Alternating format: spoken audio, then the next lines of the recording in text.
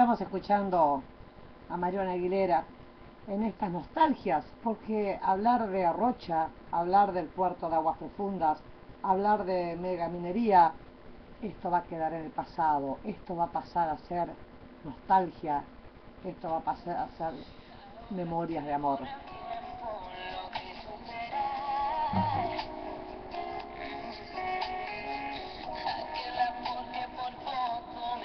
Hay muchos señores de la niebla, desde que Royá, tierra de labranza, fue invadida y colonizada desde allá por 1566, tenemos el señor de la niebla. Ahora hay muchos señores de la niebla. Ahora va a haber un puerto de aguas profundas, donde muchos señores de la niebla, muchos corsarios, piratas, entre ellos la megaminería de Aratirí, aprobada por todo el espectro político uruguayo, tendrán esta puerta maravillosa de lo que es indudablemente la minería de gran porte, o PAP, que coincidencia, el PAP me hace acordar al Papa Nicolau, ese estudio que se usa para detectar tempranamente el cáncer en la mujer. Y yo me pregunto si las siglas del PAP, Puerta de Aguas Profundas, no será la misma cosa.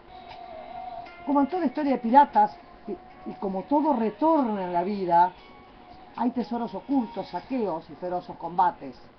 Y como dice Paterney en su libro El Señor de la Niebla, editada por Fin de Siglo, nos relata una novela muy amena. Piratas y corsarios franceses establecidos desde la costa del este merodeaban las zonas desde el siglo XVIII con base en la boca del arroyo Maldonado, y donde atacaban las naves que surcaban el estuario. Aparentemente, uno de los escondites, como dice Rubén Collado, el producto de saqueo es escondido como en el Ricón de Piris, sobre la margen izquierda del arroyo Maldonado, y en la isla Cahuí, el sitio cercano a lo que hoy llamamos Punta del Este. Pero muchos fueron los que buscaron los tesoros perdidos, el manantial del tesoro, etcétera, etcétera. Y luego tenemos que hablar de Etienne Muró, de las dramáticas escaramuzas. Y es como si algo se estuviera repitiendo en el tiempo. En 1717, Bruno Mauricio Zavala, brazo de plata, porque tenía un brazo de plata, quien luego fundara el asentamiento militar que dio origen a Montevideo, porque había que combatir a Colonia del Sacramento. Es decir, Montevideo nace como un accidente para no dejar que los portugueses nos invadan. Envió una flota para terminar con la invasión, derrotando y expulsando por primera vez a los corsarios. 1717.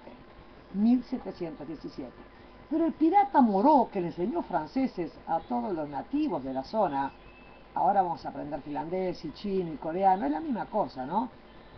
Se establece nuevamente. Entonces Zavala envía por tierra un nuevo ejército que luego de varias escaramuzas destruyó los depósitos de cuero de los corsarios, situados en lo que era hoy el río Santa Lucía y en la bahía de Montevideo.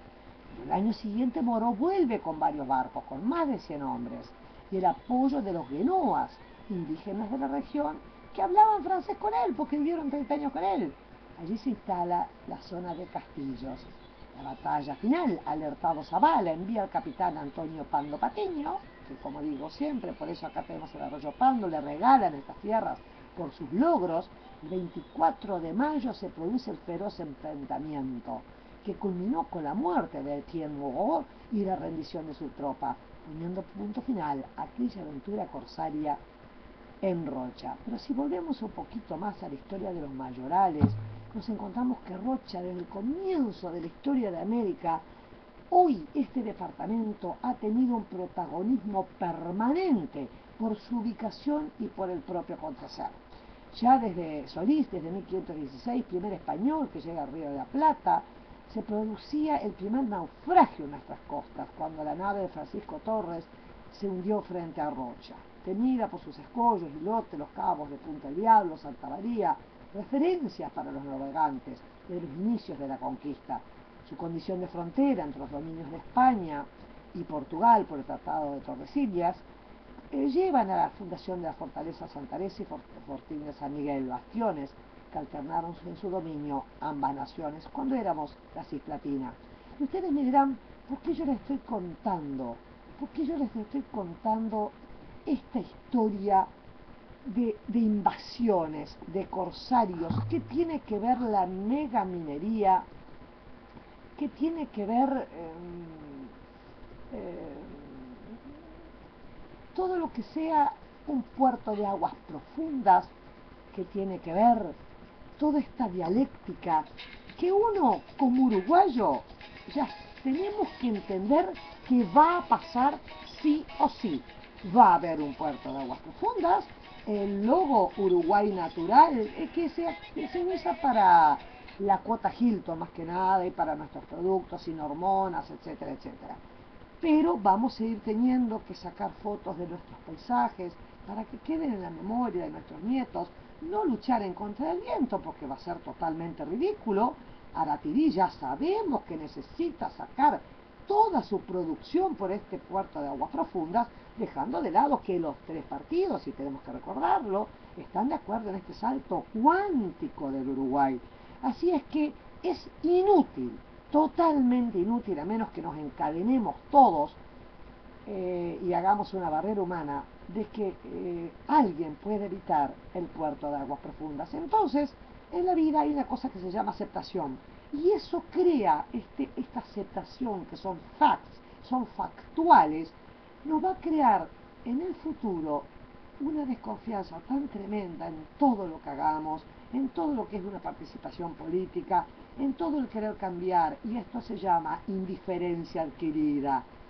Mucha gente, muchas personas van a pensar dos veces antes de entrar a votar algo, porque antes era todo propuesta de un partido, propuesta de otro, desde la ley desde la ley del año 13 ya se quería un puerto. Lógico que es importante un puerto, pero ¿por qué no se dice cuánta plata hay detrás y en qué se nos convierte Roya, nuestra tierra de labranza, la contaminación del océano, como Ámsterdam? Claro que Ámsterdam es un país turístico, pero eso no quiere decir que no esté contaminado totalmente, o sea, que en el mundo contaminado vivimos, el agua de lo que es la mayor reserva acuífera de nuestro territorio se va a contaminar también, pero todo es plata para hoy y hambre para mañana.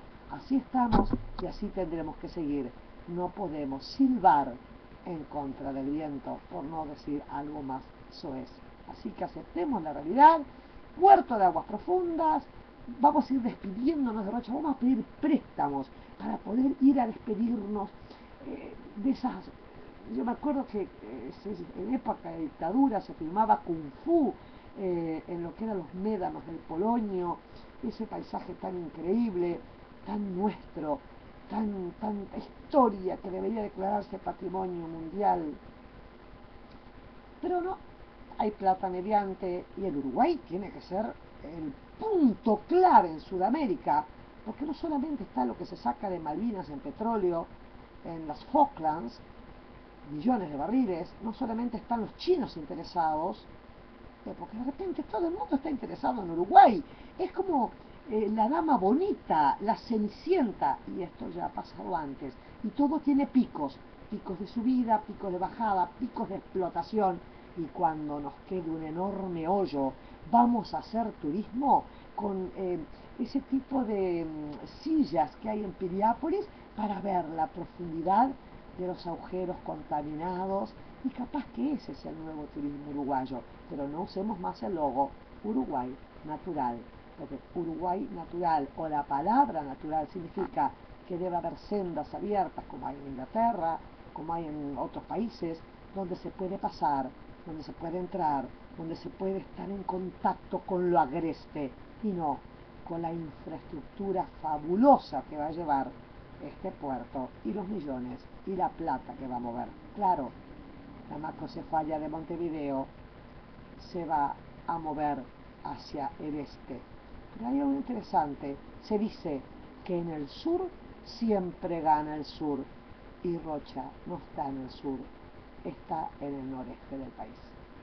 Veremos, dijo un ciego.